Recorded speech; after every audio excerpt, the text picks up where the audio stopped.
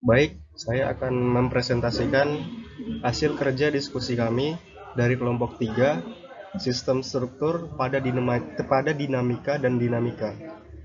Saya yang bernama Atarik Iksan, NPM 21813091, dan Joshua April di Siburian 21813095, dan setelah itu Ervin Putra Huta Barat 21813045, dan setelah itu ada Abner Sinulingga 21813035, dan setelah itu ada Ian Sunarto Huta Barat 21813038.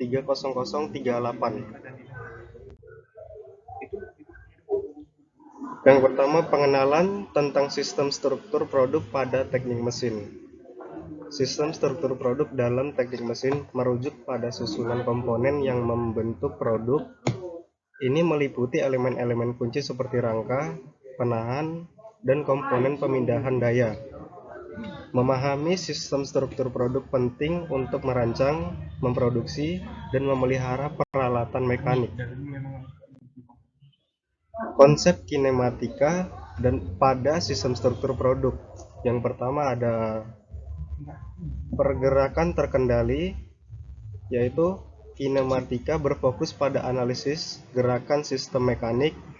Ini mencakup studi tentang kecepatan, percepatan, dan lintas gerak dari komponen-komponen dalam struktur produk. Terus yang kedua, desain optimal, yaitu penerapan konsep dinamika membantu dalam merancang sistem struktur produk yang dapat menghasilkan pergerakan yang tepat sesuai dengan kebutuhan spesifik. Terus yaitu yang ketiga, yaitu analisis gerak, yaitu memahami kinematika, kemungkinan insinyur untuk mengoptimalkan pergerakan sistem struktur produk, meningkatkan efisiensi, dan meminimalkan keausan komponen.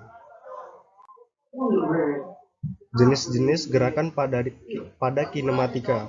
Yang pertama ada translasi, yaitu gerakan translasi terjadi jika setiap titik dalam suatu benda bergerak sejajar dengan rata-rata atau lintasan lurus.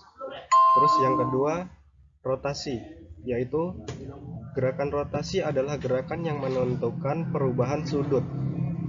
Hal ini berkaitan dengan rotasi komponen mekanik di sekitar porosnya. Terus yang ketiga ada kombinasi. Jenis gerakan ini merupakan gabungan dari gerakan translasi dan rotasi yang sering ditemui dalam sistem struktur kompleks. Terus yang keempat ada oskilasi, yaitu jenis gerakan yang menggambarkan gerak bolak-balik yang sering berkaitan dengan komponen peredam dan elemen pegas.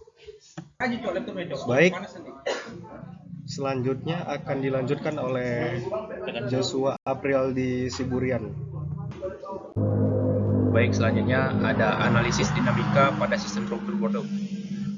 Yang pertama ada pengaruh gaya berat, di mana dinamika mempertimbangkan pengaruh gaya dan momen pada pergerakan partikel, benda padat, dan sistem multitubuh yang terdapat dalam sistem produk mekanik. Yang kedua ada kendala struktur, di mana melalui analisis dinamika, insinyur dapat memastikan sistem struktur produk mampu menahan beban, getaran, dan tekanan yang mungkin terjadi selama operasi. Dan yang ketiga ada studi material, di mana disiplin ini berperan penting dalam memilih material yang sesuai dan memahami gaya yang dihadapi oleh material dalam sistem struktur produk.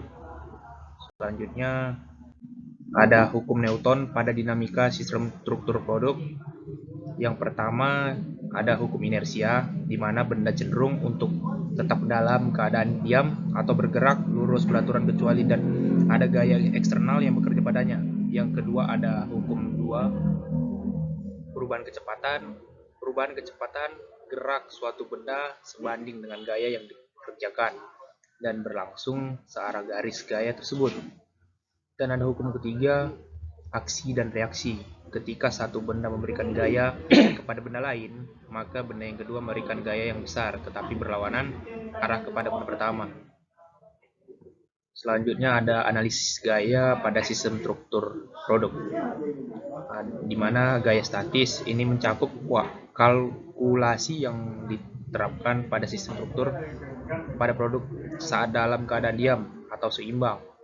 Yang kedua ada gaya dinamis, melibatkan evaluasi gaya yang muncul pada sistem struktur produk saat mengalami perubahan kecepatan atau akselerasi. Yang ketiga ada gaya sentral. Ini adalah gaya yang diterapkan pada titik pusat suatu benda dan mengarah ke pusat. Selanjutnya akan dilanjutkan oleh Ervin Putra Huta Barat.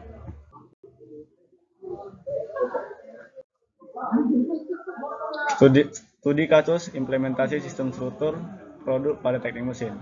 Yang pertama, studi kasus 1. Kasus penerapan sistem struktur produk pada mesin pengangkut material dalam industri manufaktur.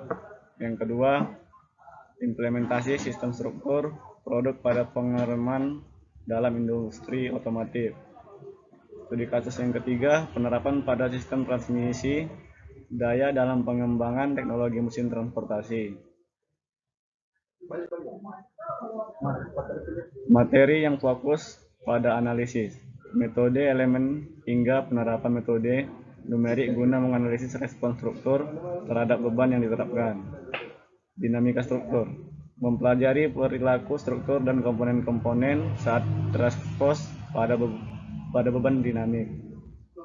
Mode analisis, penggunaan model matematis untuk memahami dan meramalkan respons sistem struktur produk. Sekian dari presentasi kelompok kami. Jika ada salah dan kurang lebihnya kami minta maaf. Terima kasih.